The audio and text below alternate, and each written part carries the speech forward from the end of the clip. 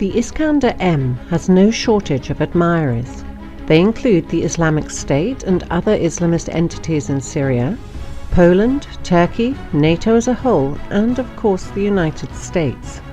Seemingly, no other Russian weapon system is as likely to steal a headline as soon as it makes an appearance somewhere on the global chessboard. To what does it owe its worldwide fan base? In part, the answer lies in its actual combat abilities. It is a medium-range missile system which uses a combination of maneuvering and therefore difficult to intercept ballistic missiles, capable of carrying a variety of conventional and nuclear warheads. It is extremely accurate, with a circular error probable of under 10 meters, which makes it useful against heavily protected small targets that would require a direct hit in order to be destroyed. Its officially acknowledged range of 500 kilometers makes it a weapon of far more than tactical importance, as it can destroy sites far behind enemy front lines and hold in check enemy value targets such as key infrastructure, high-level command posts, and logistical nodes. The entire system is based on highly mobile wheeled platforms, which are suitable for aerial transport by heavy airlifters. Iskander-M deployment to Syria demonstrated Russia's ability to send these powerful warfighting and conventional deterrent weapons to almost any friendly part of the globe on a moment's notice. As of April 2016, the Russian military had 6 complete Iskander-M brigades in service, with each brigade possessing 12 launch vehicles. Since each vehicle carries 2 ready-to-launch missiles, with reloads carried by the brigade's resupply vehicles, each brigade is capable of a simultaneous 24-missile volley, which would be sufficient to saturate any tactical anti-ballistic missile system currently in service or development. In effect, a single Iskander-M brigade is equivalent to 3 Bayan-M missile corvettes in terms of firepower, though the land-based launchers can be rapidly reloaded, whereas the corvettes would have to return to base for replenishment. The other reason for Iskander-M's popularity is its political dimension. By the late 1980s, the Soviet military was using 2 sub-strategic ballistic missile systems, the 120-kilometer range Tochka and the 450-kilometer range Oka. Even though Oka's range was below the 500-kilometer threshold of the Intermediate Range Nuclear Forces Treaty, the Gorbachev government in effect made the US a present by pledging to eliminate the Okas along with longer-range missiles. Even though it left the Soviet military without a modern operational range missile system, evidently Gorbachev and others hoped that such weapons would be unnecessary in the era of the New World Order. They turned out to be wrong. The Iskander-M was developed and deployed in order to fill that gap once it became clear that NATO's intentions towards post-Cold War Russia were far from benign. NATO, and especially the US, has undertaken several initiatives to render the INF Treaty obsolete. They include the deployment of intermediate-range air-launched cruise missiles, such as the JASSM, carried by tactical aircraft, whose existence clearly violates the spirit of the INF Treaty. The US Army has since deployed large numbers of ATACMS ballistic missiles, whose officially acknowledged range is 300 kilometers, though the missile's actual potential is unknown, and the LPRF program is supposed to yield an even longer-range missile for the US military. Cruise missile-carrying US naval ships, including the rather well-known USS Donald Cook, regularly approach Russian coasts. But the most direct US violation of the INF Treaty is the placement of land-based anti-ballistic systems in Eastern Europe. These systems use the naval Mk-41 launchers, which are perfectly capable of using the entire range of Tomahawk cruise missiles. Therefore, the deployment of these ABM systems also means a US breakout from the INF Treaty. The Iskander-M, therefore, should be viewed as a Russian response to the US INF violations. In addition to the 9M723 ballistic missile with a range of 500 kilometers, each launch vehicle can also fire the 9M728 cruise missiles, whose actual capabilities have never been revealed, though the missile has been tested out to at least 200 kilometers. Considering that the size of these missiles is comparable to the Kalibr sea-launched weapons, whose range exceeds 2,000 kilometers, there is a definite possibility that the Iskander-M could be equipped with weapons of similar range, unless the US begins to display more of an interest in re-establishing a mutually acceptable security framework for Europe.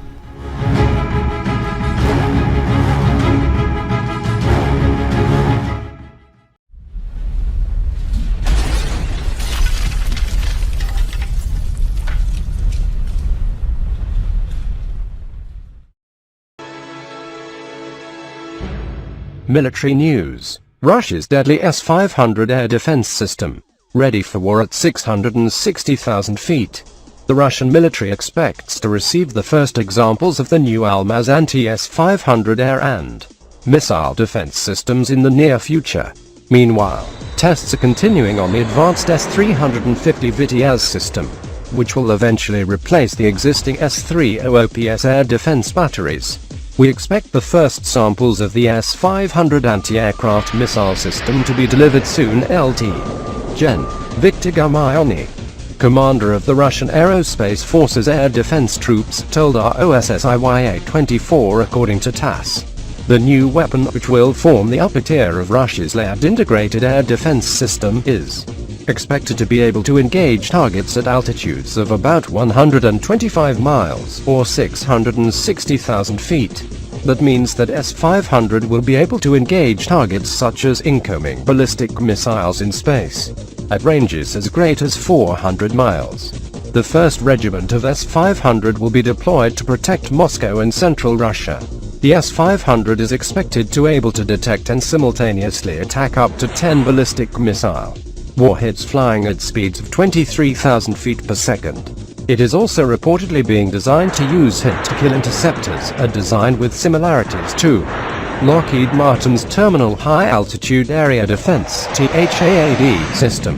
Like all modern Russian air defense systems, the S-500 is expected to be highly mobile and will use a network of radars for targeting over vast distances. The missile system is expected to use the 91N6A Air Battle Management Radar, a modified 96L6 DSP acquisition radar, as well as the new 766 Multimode Engagement and 776 ABM Engagement radars, according to Missile Threat, which is run by the George C. Marshall and Claremont Institutes. Meanwhile, the Russian military is already testing the S-350 Vityaz mid-tier mobile air and missile defense system. The new weapon will replace the older S-300PS and complement systems like the Buk M3, S-300V M4, S-400 and S-500. Tests of the S-350 Vityaz anti-aircraft missile system are currently ongoing, Gurmayony said. The first launches have been successful and the system has proved its characteristics and will be used on a large scale for the replacement of the S-300PS anti-aircraft missile system. Quote, the S-350 is built around a new advanced active electronically scanned array AESA radar and a new mobile command vehicle. A normal battery would include command vehicle, 2 radars and 8 launch vehicles. The S-350 uses the same active radar-guided hit-to-kill interceptors as the S-400 and can engage targets at ranges of 75 miles at altitudes of about 100,000 feet. It can engage 16 targets simultaneously, while a total of 32 missiles at any one time. The Russians are expected to network the S-500S with their S-400, S-300V M4 and S-350 and other weapons as part of an overall integrated air defense network, as one U.S. industry official noted. While the Russian military-industrial sector suffered greatly in the aftermath of the collapse of the Soviet Union, somehow Moscow managed to continue developing advanced air defense system without much degradation in capability. Indeed, some of these new weapons, like the S-500, are so capable that many U.S. defense officials worry that even stealth warplanes like the F-22, F-35 and the B-2 might have problems overcoming them. Dave Majumdar is the defense editor for the National Interest.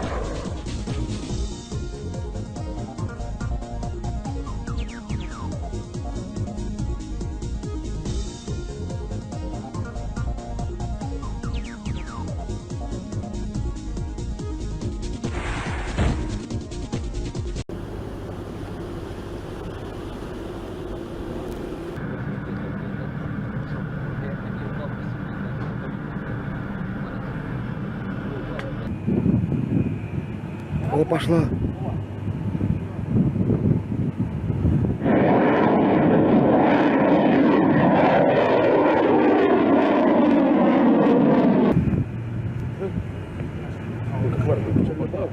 О, пошла еще.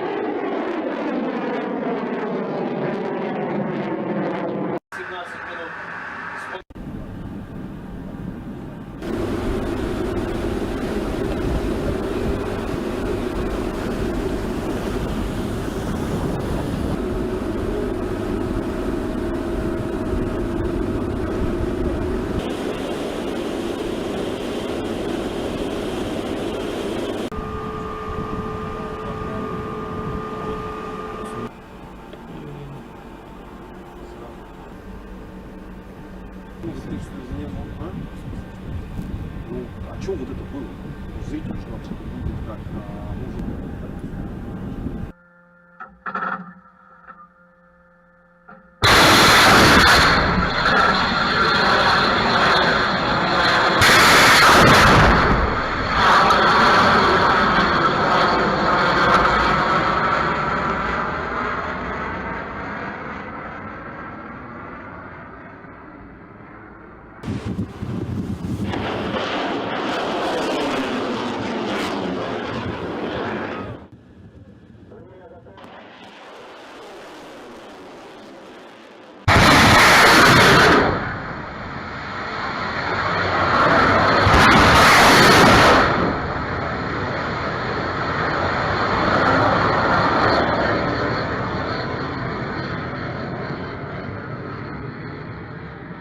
разные помещения вот